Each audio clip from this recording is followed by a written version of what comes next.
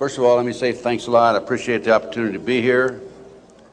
I don't know if you know it or not. Some of you do, some of you don't. Former head of the FBI, Los Angeles, California, retired in 1979, March. And shortly after my retirement, I was asked to investigate the Jeffrey R. McDonald case as a private investigator. He's a former Green Beret doctor who was convicted of murdering his wife and 2 children in Fort Bragg, North Carolina, February 17, 1970. It's a long story. I put in about 2,000 hours on the case.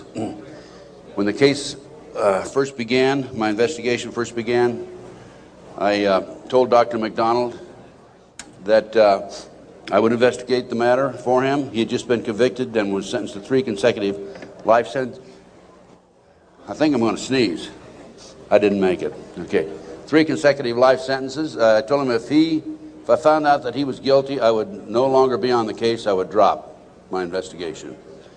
Much to my surprise, from the evidence that I read, information that I developed over a period of several years, I've established beyond any question of a doubt that this man is absolutely innocent.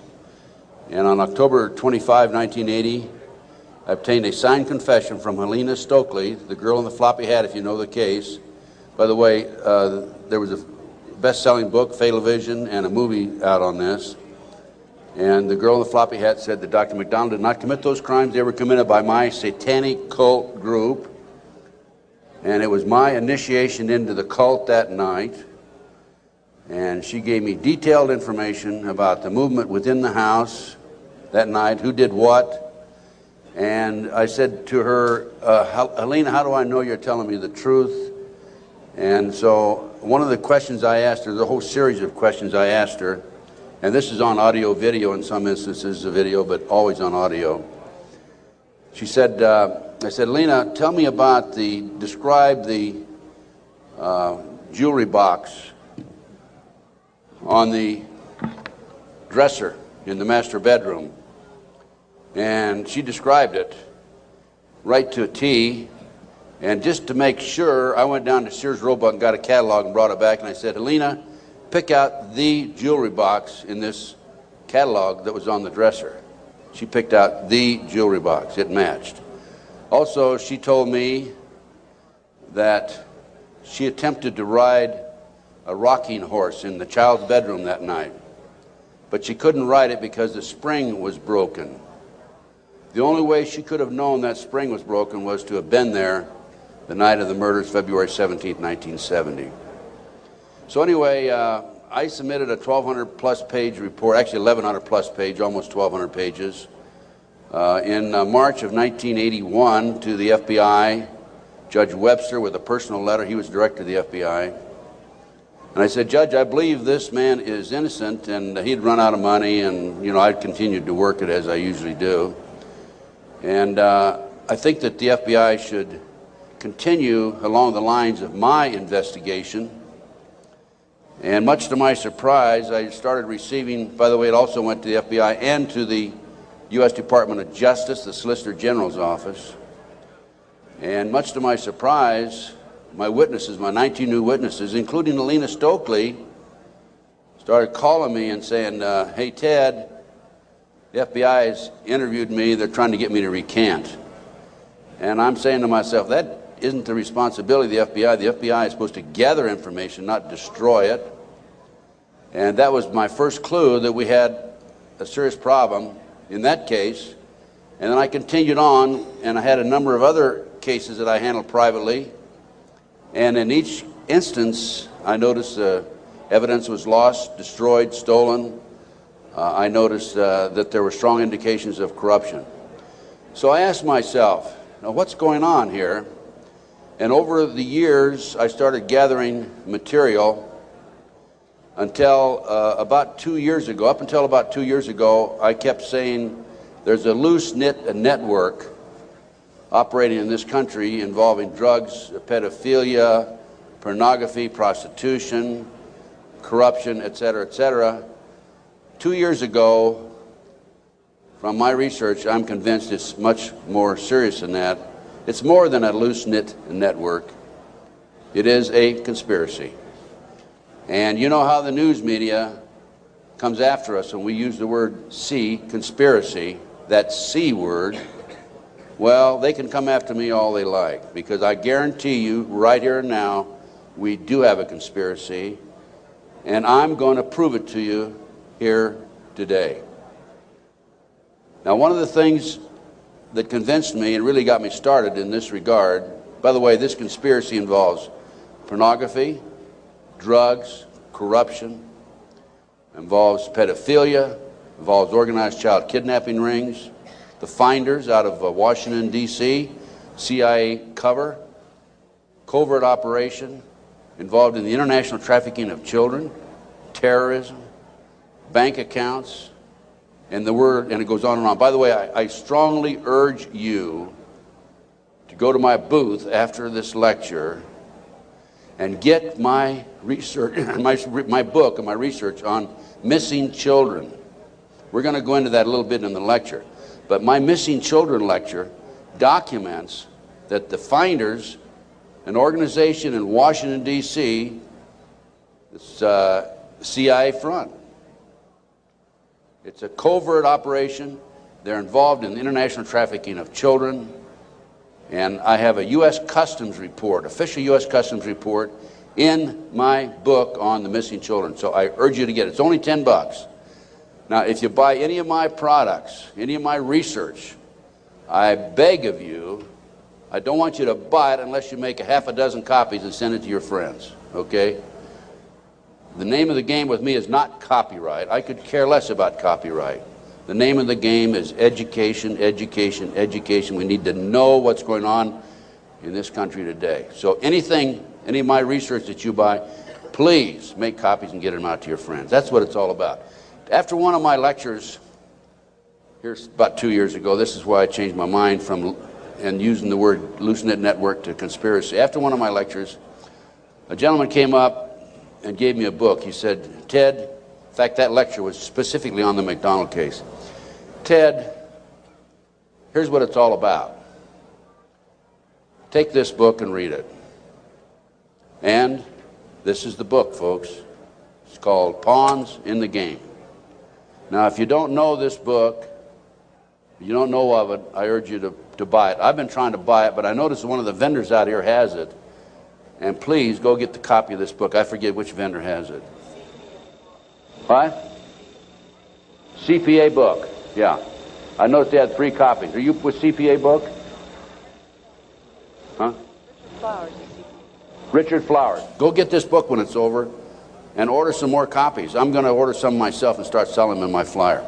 Anyway, it's called Pawns in the Game, and it's by William Guy Carr. William Guy Carr had the same problem I did. He wanted to know what's going on in America and around the world. He was a Canadian, however, and as a result of his research, he wrote this book. So we have the Illuminati. Now, the Illuminati was established in 1776 by a fellow named Adam Weishaupt. In 1773, he was commissioned by one of the Rothschilds, House of Rothschild, to put together an organization called the Illuminati. And he culminated his work in May the 1st, 1776. If you'll notice, that's a communist holiday. And we're going to have to move along pretty fast. This is actually a 4-hour lecture I'm going to give you today. We're going to do it in probably an hour and 15, 20 minutes. But some of his goals, and the goals that he was commissioned to set up, there were 25 of them. And here they are right here. Here's the beginning of it right here.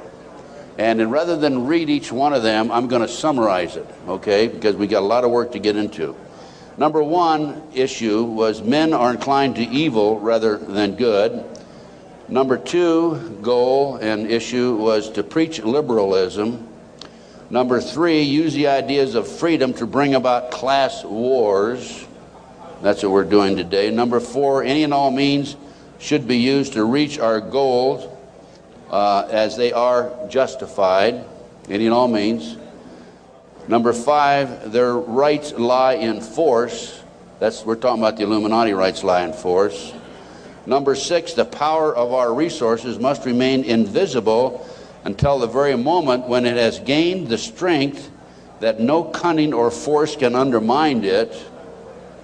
And if you will notice, it's been very few people know about the Illuminati, so they have maintained their invisibility until most recently. Number 7, advocated mob psychology to obtain control of the masses. Number 8, use alcohol, drugs, moral corruption, and all forms of vice to systematically corrupt the youth of the nation. I mean, I don't need to document that one. How about South Central LA, CIA drug operations coming in there? How about Mena, Arkansas? Drugs coming into this country, arms and munitions going out. If you don't believe me, talk to Terry Reid, talk to Chip Tatum, talk to some of these other individuals who I know personally know. During the recent, last fall actually, drug hearings by Mr. Arlen Specter, Senator Arlen Specter, one of the big phonies of Washington, D.C., the magic bullet theorist, I watched those hearings, and I couldn't believe the mamby-pamby, weak witnesses he brought forward, people that really had no direct knowledge of the drug operation. And that hearing was about bringing drugs into South Central LA by the CIA. I sent him a list of 16 names of people who had personal direct knowledge of drugs being brought into this country by the CIA. Never heard another word. None of those people ever appeared as witnesses. I might also mention in Oklahoma City, I sent my report, copy my report back to the committee. I sent them a fax and said I had information which would be vital to your investigation of the Oklahoma City bombing. That report, by the way, is also available to you. I urge you to buy it. Never received a response. Number 9, seize property by any means. We're seeing that on a daily basis. Farmers, businessmen, people who are arrested on nebulous charges, their property's being taken away from them. Here's an example right here. This lady right here, she lost everything. Everything. They've come out and raided her house twice, Linda. Twice, Linda. This lady had a house that she bought before her marriage. It was in her name, and they seized it. She no longer has that house. And number 10, deal with the use of slogans such as equity, liberty, fraternity into the mouths of the masses in psychological warfare. Boy, if that isn't Bill Clinton, I never saw it, never heard it before. That man is unbelievable. As former Congressman Dennemeyer describes him, he's a draft-dodging, womanizing, pathological liar, and he certainly fits into item number 10. Number 11 dealt with war, number 11 theory and goal. In 1773, Adam Weishaupt set down policies that were publicly announced in 1939, folks. 1773, publicly announced 1939 by Britain and the United States. And the war should be directed so that the nations on both sides are placed further in debt and peace conferences conducted so neither combatants obtain territorial rights. Yalta. Perfect example. Stalin, Roosevelt, Winston Churchill after World War II. Number 12, told those present that they must use their wealth to have candidates chosen to public office who would be obedient to their demands and would be used as pawns in the game by the men behind the scenes. The advisors will have been bred, reared, and trained from childhood to rule the affairs of the world. We have that today without any question. The men behind the scenes. Number 13, control the press. If you heard my lecture yesterday on Oklahoma City, I documented that the mainstream media is being controlled by the big power people, by the phony politicians, by the bureaucrats, without any question about it. Information in the media, I have an itchy nose today. Maybe I'm going to kiss a fool or something, okay? We have a documentation of that, and I have that in some of my lecture material out here and also my books. Number 14, their agenteurs will come forward after fomenting traumatic situations and appear to be the saviors of the masses when they are actually interested in just the opposite, the killing of the masses. The riots in Watts, the riots in South Central LA, folks. Number 15, create industrial depression and financial panic, unemployment, hunger, shortage of food. Use this to control the masses or the mobs, and use the mobs to wipe out all those who dare to stand in the way. Well, I'll tell you right now, every expert I've talked to is talking about food shortage. And it's coming, I'm convinced. And we also know about the market crashing here in October. I had a market specialist on my radio talk show, and if you don't listen to my show, I urge you to, because it's a real good, solid education for you. Just this week, George Green, he was also on my show on October the 6th. George told us on October the 6th there would be a crash of the market in October. It came. Now he told us this week there will be another crash, and it'll drop, he thinks, 2,000 points. We'll see what happens. I hope it isn't true. Number 15, create industrial depression and financial panics, unemployment. I've already covered that. Number 16, infiltrate into the secret Freemasonry to be used for their purposes. That's been documented many times. Number 17, expound the value of systematic deception. Use high-sounding slogans and phrases and advocate lavish promises to the masses, even though they cannot be kept. Again, Bill Clinton. George Bush was good at that too, by the way. What's the difference between the Republicans and the Democrats high up? Nothing. Zero.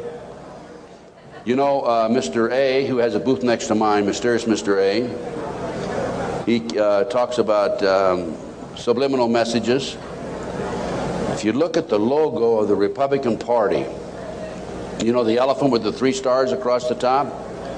Well, if you look at it today compared to 2 years ago, the stars have been inverted. The point used to be at the top 2 years ago. Now the point's at the bottom. Satanic, folks. I can't say for sure, but that's a subliminal message. Inverted stars. Number 18, detail plans for resolution. Discuss the art of street fighting, which is necessary to bring the population to a speedy subjection. Number 19, use their agent tours as advisors behind the scenes after wars through secret diplomacy to gain control. Number 20, establish huge monopolies toward world government control. We're seeing that today, the huge monopolies.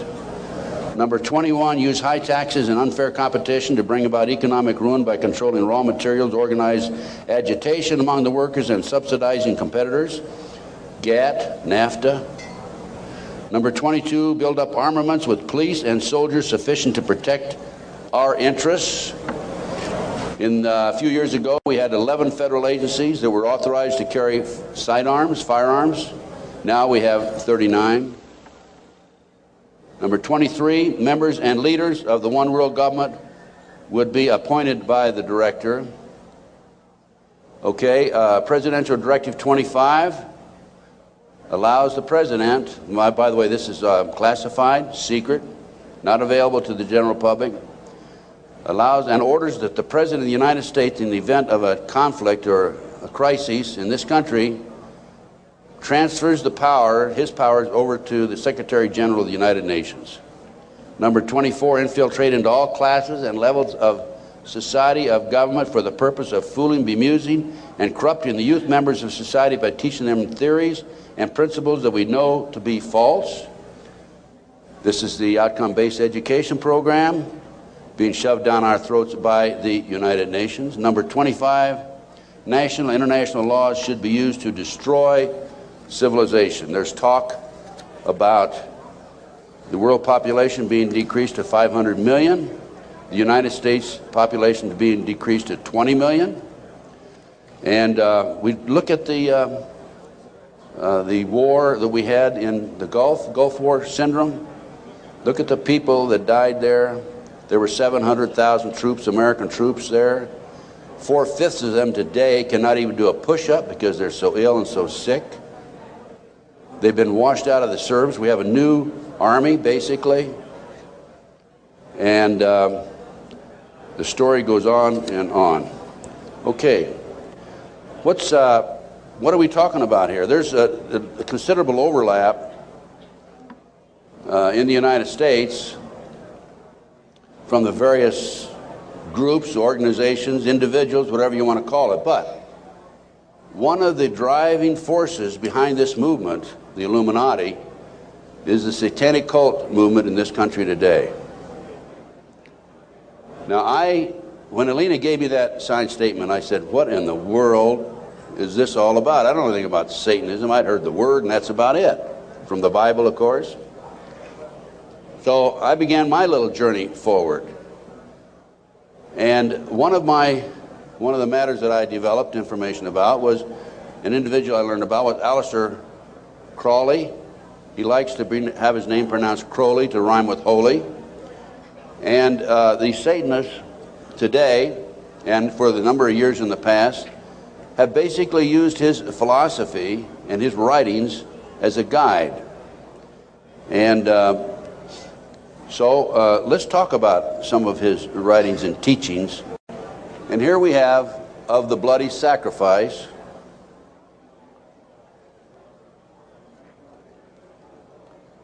And here we have The Blood is the Life.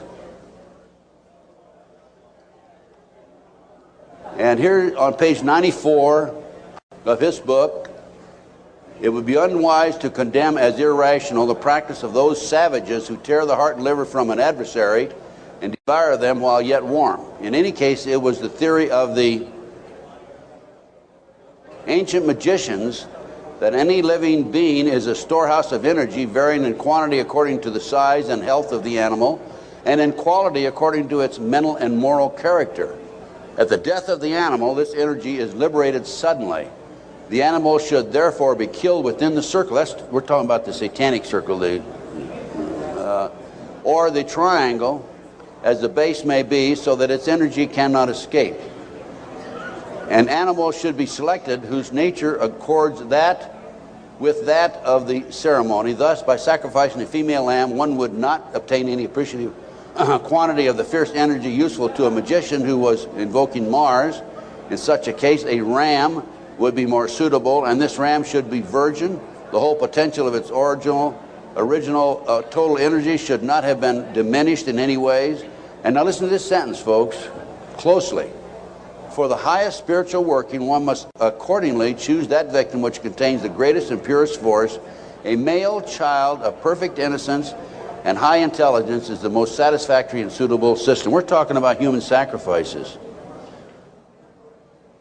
There are, in my estimation, over 3 million practicing Satanists in America today. Now, how did I come up with those figures? I have informants. I have an informant in South Central LA, population of 200,000, told me there are 3,000 practicing Satanists in that area. That's where the famous, well-known case, McMartin case on the preschool took place. I have an informant in Lincoln, Nebraska, told me 3,000 practicing Satanists. Lincoln, Nebraska, town of 200,000, South Bay area, Manhattan Beach area, about 200,000. How much time? 30 minutes. I get more than an hour today. So just crank up your cameras. Huh? I'm going to take an hour and a half. Okay? I'm going to take every minute I can give to you folks, because you need to soak this into your brain. Iowa City, Iowa, town of 150,000. 100,000, 1,500 informants. That averages out about 1.5% of the population. Anyway, this is, we're talking about human sacrifice. About 50 to 60,000 individuals are sacrificed every year. There are 8 basic satanic holidays. There are other holidays for the various covens, but there are 8 basic ones that they all honor. Now, one of the practices, this is another book of Aleister Crowley. One of the theories, we talked about human sacrifice, okay, there it is, right in their book. I mean, I didn't invent that. That's there. Another aspect of their religion, if you want to call it religion, by the way, the federal government does recognize the satanic movement as a religion, yet in Linda's case, the word Satanism was brought up by her husband's defense attorney. They sealed the records, have not made it available, and when she writes to her children and says, believe in God, she gets a letter back from these people saying, you can't mention God in your letter to your children. That's just an example, okay? Okay, we're talking here about the 666. That's the beast. That's Aleister Crowley himself. Moreover, the beast 666 advises that all children shall be accustomed from infancy to witness every type of sexual act, as also the process of birth, lest falsehood fog and mystery stupefy their minds, whose error else might thwart and misdirect the growth of their subconscious system of self-symbolism. What we're talking about there is children from birth being exposed to sex. These people, the satanic movement in the world, has set up preschools throughout the world for the purpose of getting their hands on our children. The parents drop them off at 9 in the morning, come back and pick them up at 4 or 3, 4 or 5 at night. In the meantime, in many of these preschools, the children are exposed to sex from the time of birth. In Linda Wiegand's case, it's exactly what happened. These children have been exposed to sex from the time that her ex-husband got his hands on those babies right up to the present time. And I have a page missing, and I'll have to dig that one up some. I don't know what happened to that page. Maybe the Satanist got it. It may therefore be considered improper as a general rule for your sexual gratification to destroy, deform, or displease any other star.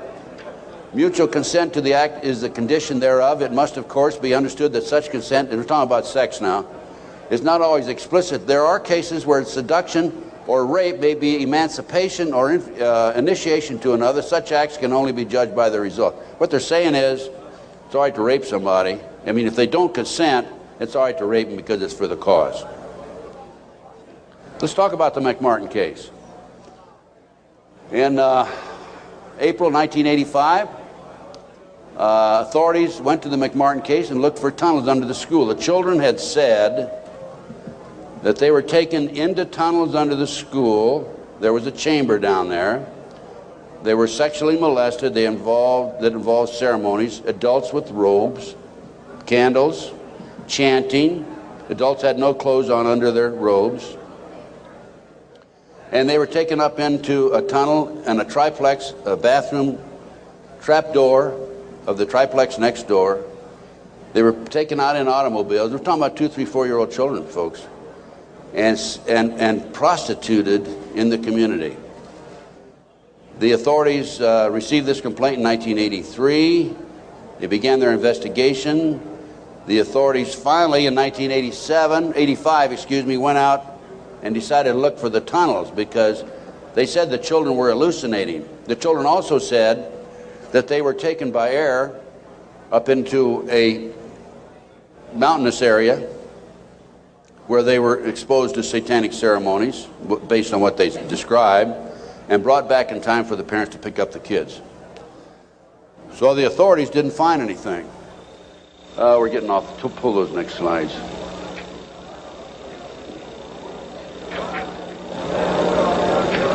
Well, I'll tell you what, in the spring of 1993, I heard that the property of the McMartin School had been sold from the McMartin family to the defense attorney, actually given to him.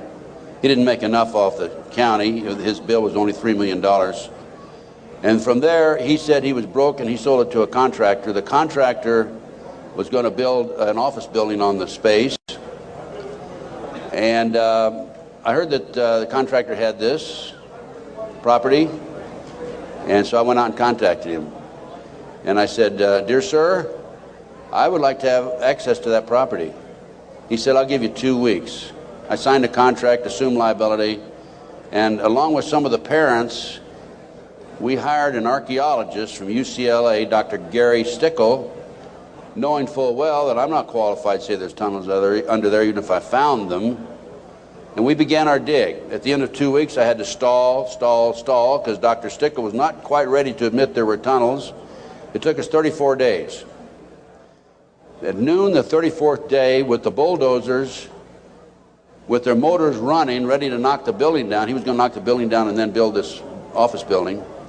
Dr. Stickle said, "You know, I can say without any question right now, there have been tunnels under the school. They were filled in."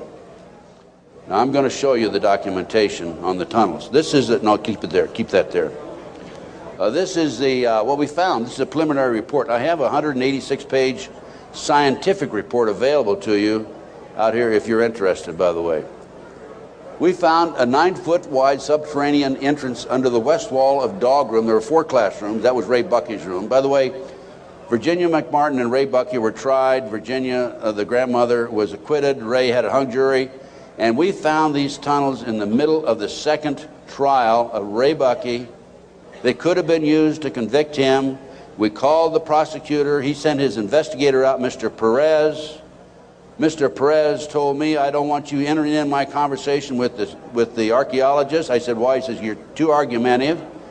And I said, well, okay, you go in and talk. I'll just keep my mouth shut. We went in, he talked, and he argued with the archaeologist. Here's an investigator not qualified to talk about tunnels. He said, there aren't any tunnels there, and the archaeologist, of course, argued. But anyway, they didn't use that evidence, strong evidence, in the second trial. They ignored it right in the middle of the second trial. I might mention this. The children identified professional football players, professional baseball players, household name actors, actresses, and the son of the leading politician, not a leading politician, the leading politician in Los Angeles as being perpetrators.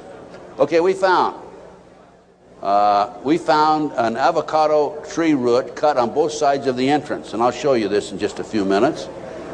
The entrance to the tunnel, as I said, it was 9 feet across the top, and on one side was a live avocado root, on the other side was a dead avocado root. They had to cut that out. We have this, by the way. We found a plastic Disney bag, copyright 1982, about 4.5 feet below the classroom floor, and 3 to 6 inches in from the entrance and under the foundation. Now, the reason that plastic Disney bag is so important is because we think that they filled the tunnel in 1982 when the complaint was initially brought to the attention of the authorities. I said 83 earlier, it's 82 when the complaint was made. And when they filled it in, the plastic Disney bag somehow or other flew in there as they were filling it in, and nobody noticed it. Now, who says there is no God, right? What documentation, fantastic documentation, that tunnel, the entrance to that tunnel, this is right at the entrance, was filled in 1982 or sometime subsequent to 1982. Mr. Ken Lanning, the outstanding, know-it-all FBI expert, behavioral science, says that I took that garbage bag in 1993 out of a trash can and placed it there, that I planted evidence. Of course, Mr. Lanning says there's no organized satanic movement in this country today. There's only a few dabblers here and there. Thank you, sir. We have another 3 hours to go, okay? Can you hang in there?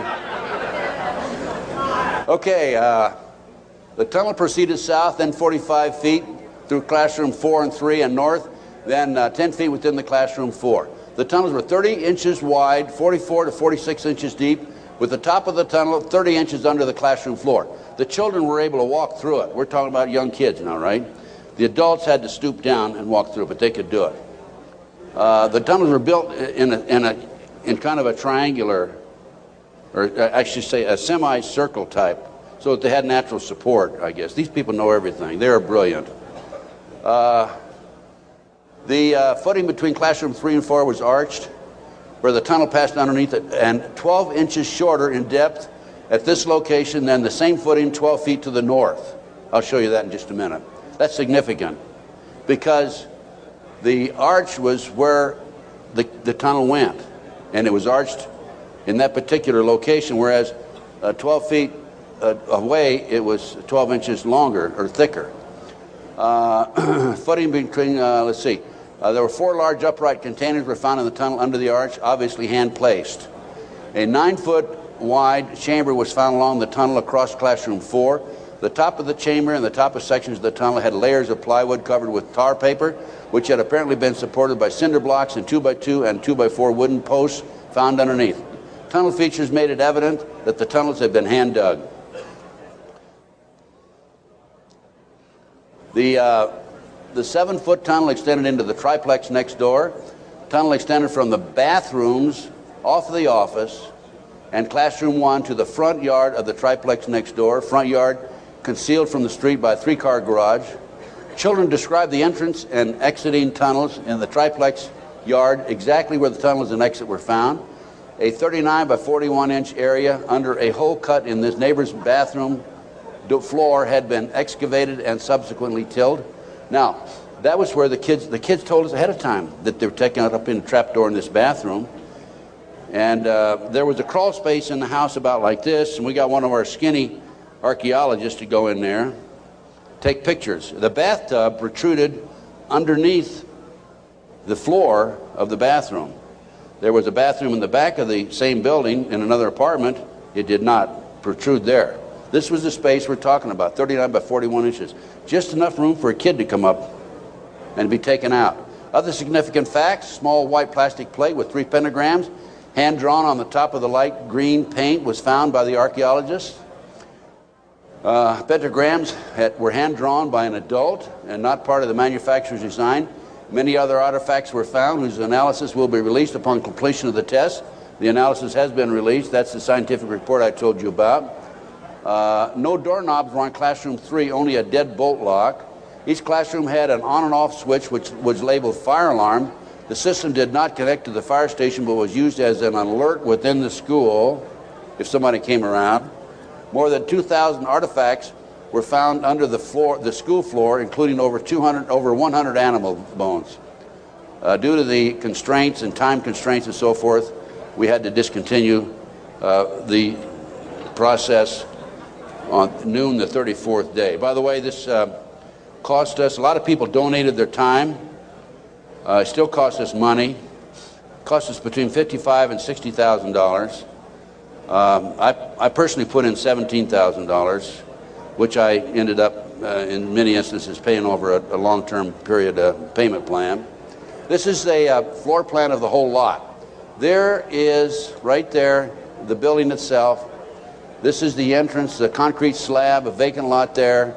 This is a yard. And here's the avocado tree we're talking about. And here's the entrance right there. Now here is the tunnel. It came in here, extended here, and here's the chamber across here. We think, but didn't have time to explore this, the tunnel went up here. Now we definitely were able to come up with it here, right here, and it came into the bathroom over here. Okay. There's the entrance. It's 9 feet across here. I'll show you a diagram in a few minutes. There's the avocado tree. Those roots are live. Over here, we had a dead avocado root. Okay, next. There's a plate that was found in the play yard, buried about 6 inches under the sand, with the pentagram on it. That's right. And here's a diagram of the tunnel. This is the entrance to the tunnel. Now, that's the floor, the footing for the classroom 4. Here's the plastic Disney bag, was located right there, partially under the footing and partially out. And this AF means artificial fill. And this was the shape of the entrance. Okay.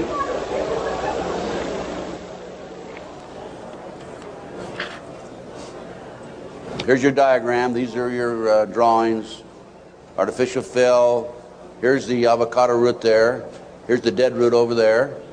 Distance 120 or 21 inches below and 14 inches below the footing.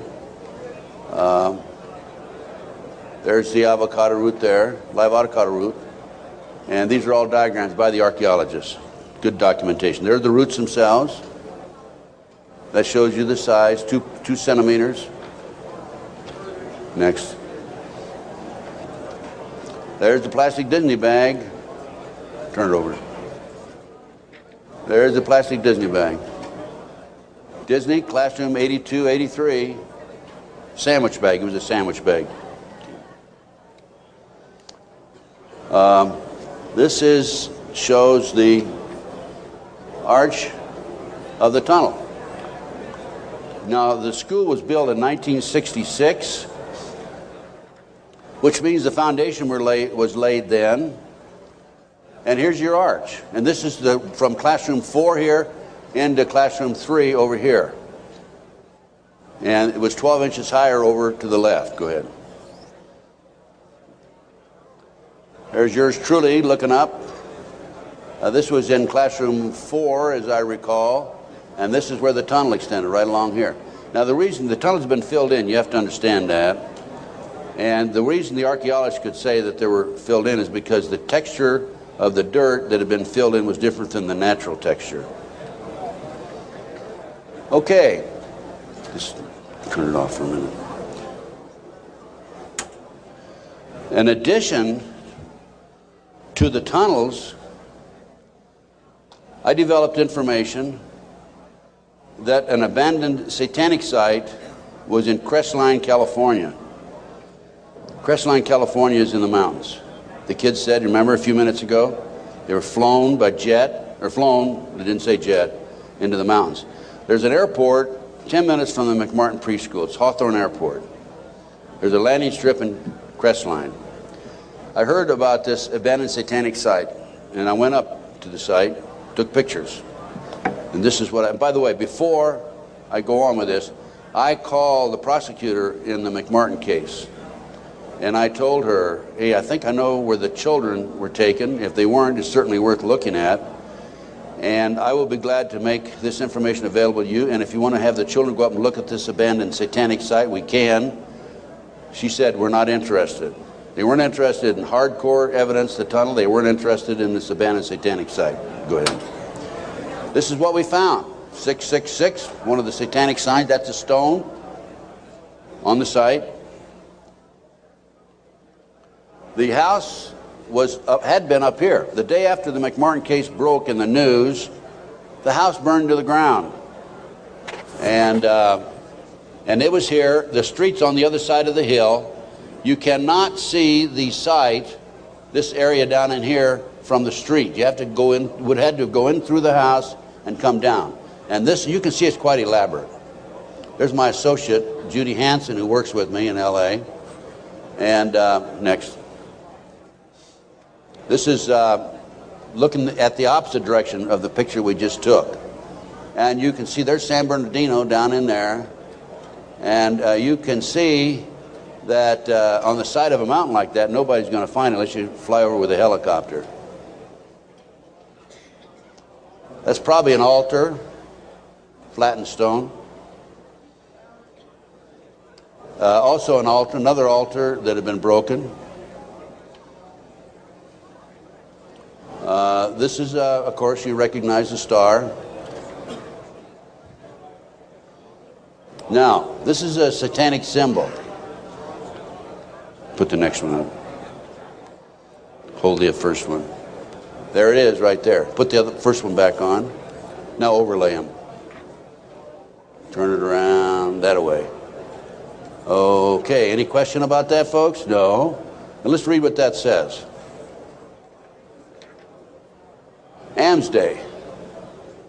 Asmodee, a strong and powerful king, appears with 3 heads, the first like a bull, the second like a man, the third like a ram.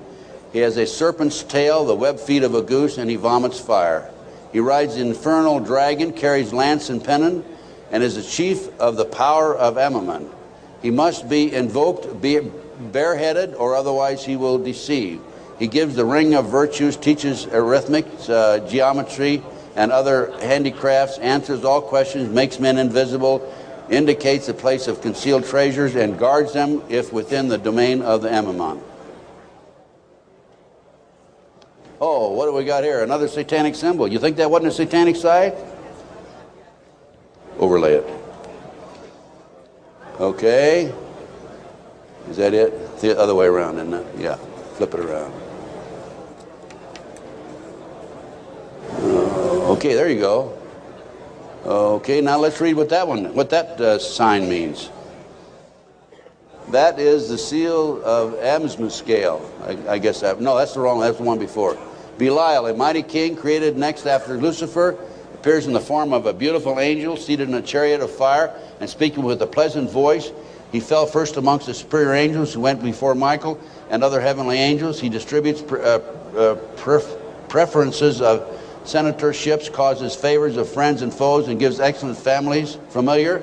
He must have offering and sacrifices made to him. Next. And there's another satanic sign. I couldn't make that one out, so I couldn't match it with anything, obviously. Here's some ovens. That was a large circle with a number of signs in it, a lot of writing. We couldn't get up high enough that we could take a good picture of it. Next. And let's put that back a minute. That's another case.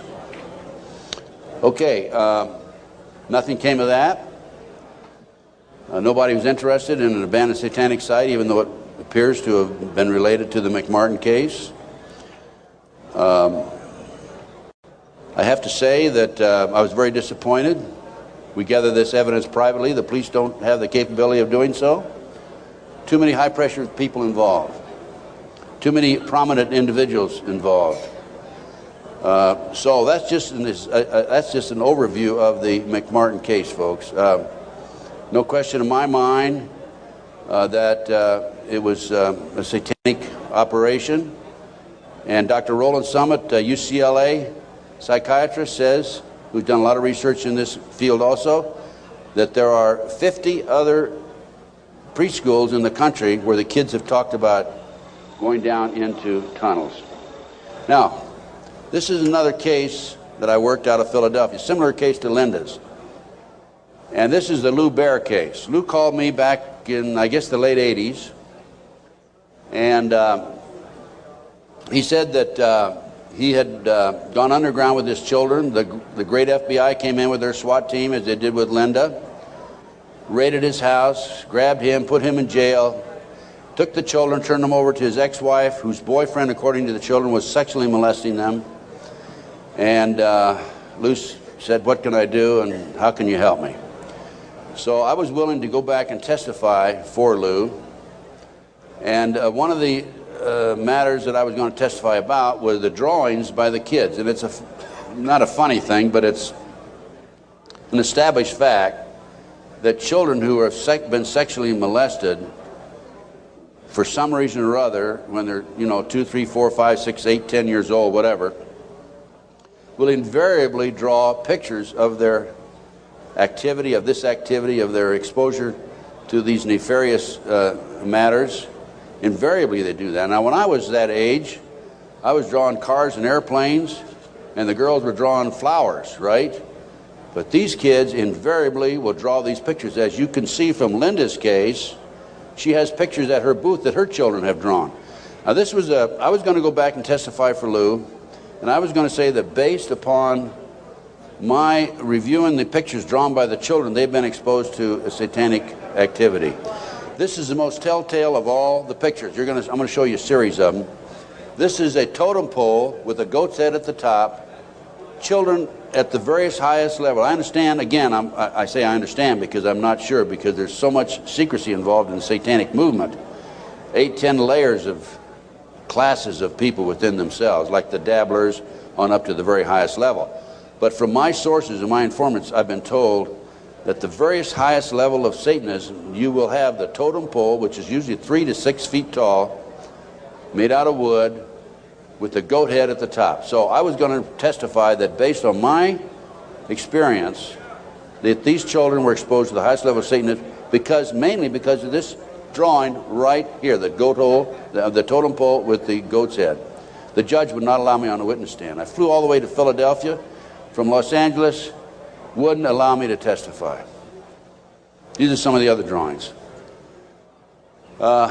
This is a body on a slab, undoubtedly an altar where they sacrifice in blood. The genitals, and let me mention this also, children who have never been sexually molested in a recent study, not a recent study, a study back about 7 or 8 years ago, children who have never been sexually molested do not draw the genitals. Children who have been sexually molested, a high percentage of them draw the genitals, and so children who have been ritualistically sexually molested, a higher percentage will draw the genitals. Little Matt Bear drew a picture of people, a fire, a baby being thrown in the fire, human sacrifice, obviously. An altar, bone, liver, blood, kitty. And another ritual ceremony. Here's trees, people, fire. And another, people have no cloth on, he says. Table, knife, devil. Okay, that's the Lou Bear case. Now, I think we're going to we got just a few more minutes, and I want Linda to take the podium, talk about her case. But I'm going to run through these next slides real fast, Linda. 100,000 children disappear every year per Reader's Digest, July 1982. Next. This is the official U.S. Customs report that establishes the great CIA, under the name Finders, a covert operation, is involved in the international trafficking of children. It's about 9 or 10 pages long. We'll just flip through the pages. If you want to take a look at this report, go to my table and take a look at it. And if you want, please buy it. It's $10. Make copies. Get it out to your friends. Okay, keep going. Just do it real quick. Keep going. Go to the last page. Just flip them and then just go to the last page. That's how long it is. Keep going. And some more. That's it. Okay. The way this case came about is a group of children were seen in a park in Tallahassee, Florida in 1987. The police were called. The men were well dressed. They had a van. Police came out, talked to the kids. The kids said that they were en route to Mexico to a smart school. And the police traced that van back up to the Finders in Washington, D.C. They raided, the Metropolitan Police Department raided the Finders headquarters and also a warehouse. And they found all this paraphernalia. They found information about international trafficking of kids all over the world. The Finder, based on my research subsequent to that, again, CIA covert operation. The customs agent was called into it because of the possibility of pornography, and I guarantee that there was pornography involved. Guarantee, okay? Now, this report, this was his report. Again, this is available, Missing Children, $10 at my booth.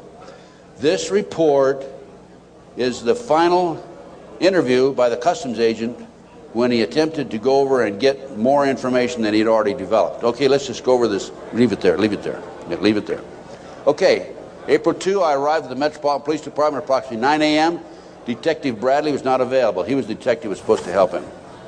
I spoke to a third party who was willing to discuss the case with me on a strictly off-the-record basis. I was advised that all the passport data had been turned over to the State Department for their investigation. They found passports in the van. The State Department, in turn, advised the Metropolitan Police that all travel and use of the passports by the holders of the passports was within the law and no action would be taken. This included travel to Moscow, North Korea, and North Vietnam during the late 50s and mid-70s. Folks, it was illegal to travel there to those countries during that period. The individual further advised me of circumstances which indicated that the investigation into the activity of the Finders had become a CIA internal matter. The Metropolitan Police report had been classified secret and was not available for review. I was advised that the FBI had withdrawn from the investigation several weeks prior, and that the FBI Foreign Counterintelligence Division, that's FBI headquarters, by the way, had directed the Metropolitan Police Department not to advise the FBI Washington field office, that's the field office, of anything that had transpired. No further information will be available. No further action will be taken. No action will be taken. The case was closed, and here we have a CIA internal matter.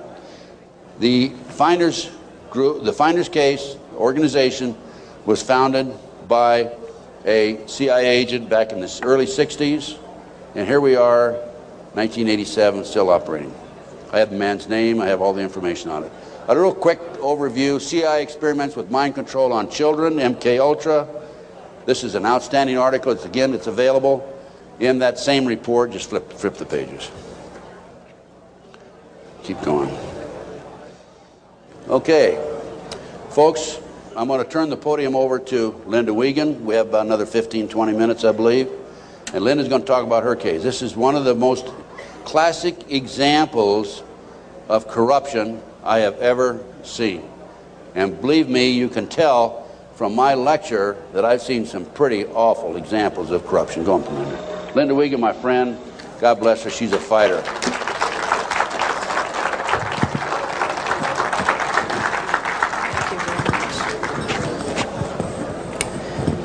Thanks. I'm here to tell you I'm a living, breathing example of what happens when a satanic cult abuses your children.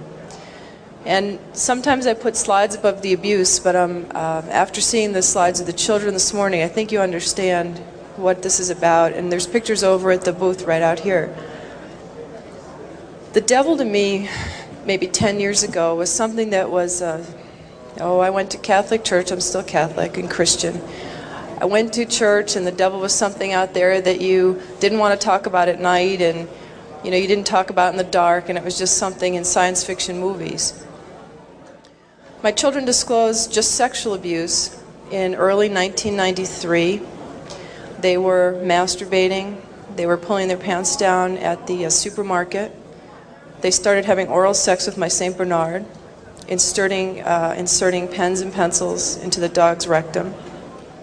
The behavior got worse and worse and worse. I woke up one morning, I don't usually talk about this stuff, I woke up one morning to the bread, the butcher block that you cut bread on, because I'm a vegetarian, so it wasn't a butcher block. And there was a huge bread knife in the middle of the butcher block with a big pool of ketchup in the middle of it. And that was on my kitchen table. And I said to my children, what is this? Who did this? What does this mean? And my son John said, Mom, this is some of the things that we have to see and that have been done to us. I knew I had a big, big problem, and I had no idea what it was called. I called all over the country. I had children's drawings for the police. My husband was under arrest for sodomy and oral sex with my children. And I had all kinds of drawings that had circles and people with, there was black candles always in the middle of these tables, and all this oral and anal sex pictures. And I went to the Catholic Church and I said, I don't know what this is, but it seems to me these drawings are significant. There are all kinds of symbols I don't understand, and devil heads and goats heads, and I had no idea I did not know what satanic ritual abuse was. The church asked me if I ever had a psychiatric exam. And I said, actually, I'm completely sane. I just know that there's symbols in these pictures. No one would help me. Even though there was a prosecution going on, they said if you ever bring up satanic ritual abuse, your credibility is lost and you'll just be a kook, and it doesn't exist and it's not organized in America. Just focus on child sexual abuse. So I took my children to a child sexual abuse hospital.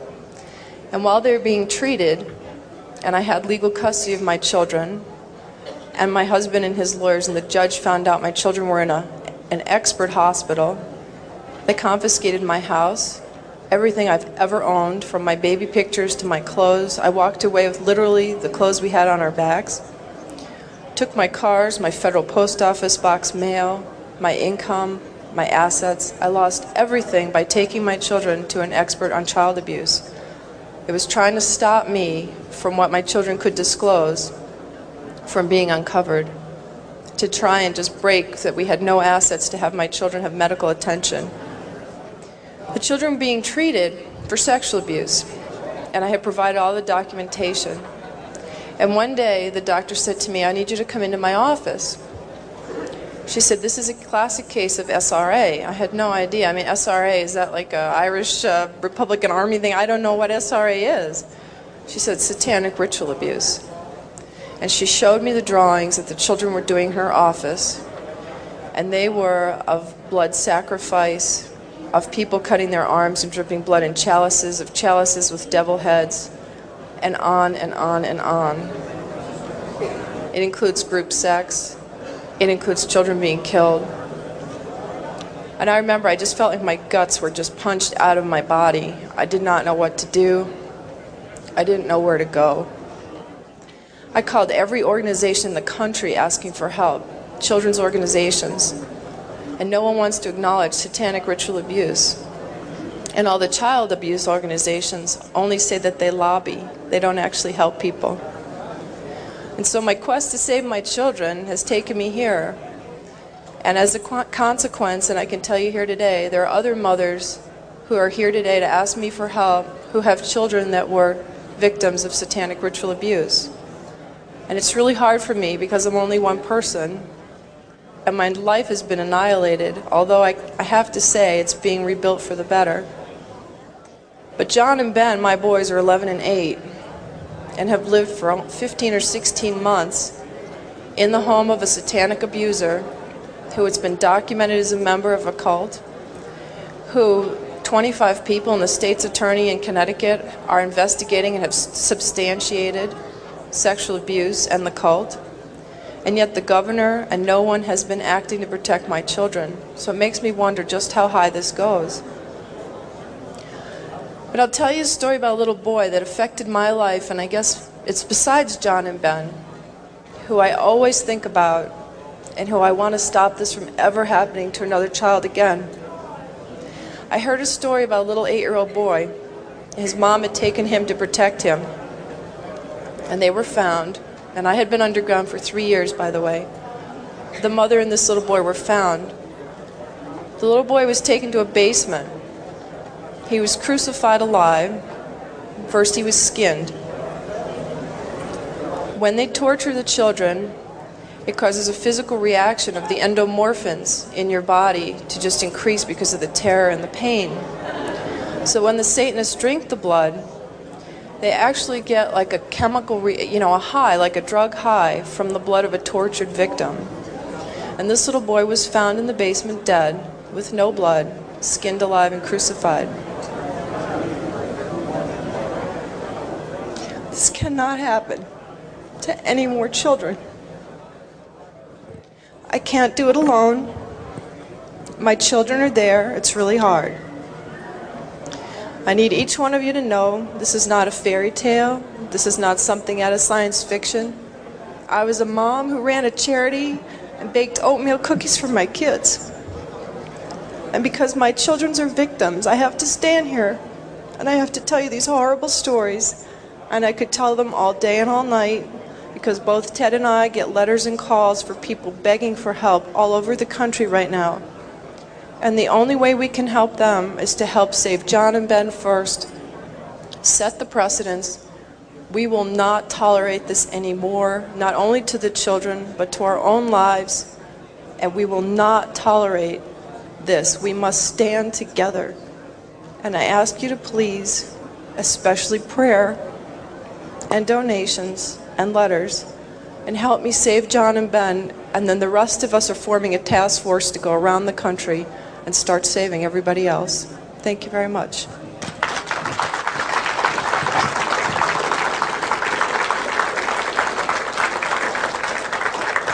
Thank you, Linda. Folks, thanks very much. Any of you have any questions? I guess there's no microphones up here, but go ahead, Renee. Just come down here in front and yell at me.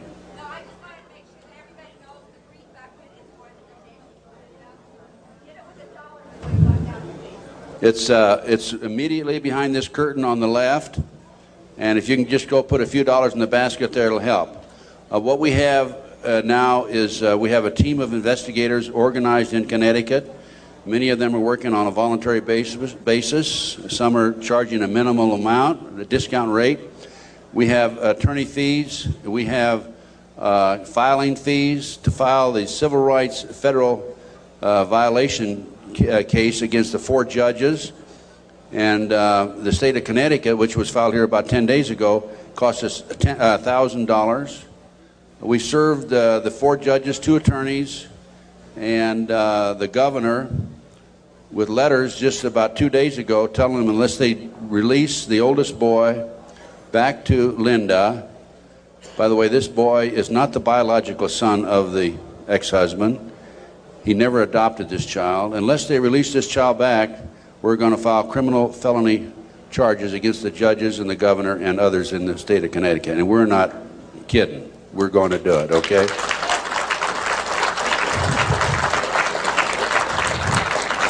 We have been working with a friend of mine. I brought him into the case, Jack Firm, a paralegal, Las Vegas, and he's probably one of the most brilliant men I've ever known. He's doing circles around these attorneys who've taken thousands of dollars, by the way, and he is really responsible for what's happening today more than anybody else. We're all a team, but still he's the one main man in the arena as far as the law is concerned. Any other questions that we have? Yes, come on up to the microphone, please. Come to the microphone, because they need to get this recorded. We listen to your stories, and we wonder if this happens to us or our family or anything. Where would you go, and who would you go to? You quit the FBI. Terry Reid quit. And you implied that the governor, right on down, and, the president and all are crooked as a dog's hind leg. Who would you talk to if you had a problem tomorrow? Who would you talk to if you had a problem tomorrow? Give me a call. I'll help as best I can. I have a network of people that can probably help you. I've had a number of people contact me over the last several years, and I refer them to other experts, and we'll have to take each case at a time, but if we can help you, just give us a call. I have a flyer out here. It's got my phone number on it. No, I'm referring to something happens here in Denver. I need help. Do I call the police? Do I call the governor? Who do I call? If they're all crooked, as you implied, and I believe you, you go to them and they draw a line and say, we're not going to investigate. What do you do? Well, that's why I'm saying call me. Because we have the network of people, and we're in the process of forming a foundation, and we're going to be seeking some money to finance it. And as Linda said, we're going to have a task force that will go around the country and handle these problems. We're probably going to be busier than the one-armed paper hanger. But just give us a call. We'll do what we can to help you. We'll try to help you. Can you go to the police? Yes. Go to the police. Make a matter of record. What I suggest you do with the police is go talk to them personally, and then go back and write a letter, confirm your conversation, send it registered mail so you have it on record. Anybody you talk to in these type cases, make sure you have it a matter of record. Certified mail. Yes, question. Yes, will you name public profile figures that were suspects out in the California case? The people that were named by the children? Can you do that? No, I can't name them because I can't prove it. All I can tell you is what the kids said. And the kids, they basically have said that the children were not credible. And I think if I said anything, I'd be open myself to a lawsuit. I'm not afraid. If I could name them without being sued, I would. But believe me, they're very prominent people. They're household words. What elements of possible satanic abuse do you see in the John Bonet case? Interesting question. What elements of possible satanic activity do I see in the Bonet case? I can't prove it. From the day that case broke in the news until today, I see signs of it, indications of it. The tourniquet around the little girl's neck. One of the practices that they have in their mind control activity is to take a child right up near death and then bring them back from close to death. I would suspect that that's a possibility here, that they took this child too far and the child passed away. I don't know again, but I'm saying based on my experience and expertise, good possibility of that. I'd say there's a good possibility that, in fact, I'm confident that the family knows much more than what they're telling. The fact that they were not cooperative for a number of months would indicate that. My instincts tell me that. I would have to say she was probably a victim of a pedophile operation or a pedophile ring, which dovetails into Satanism and cult activity. Any other questions? Well, thanks, folks. I enjoyed appearing before you, and I hope you learned something. Go buy some of my research and make copies and pass it out. Education.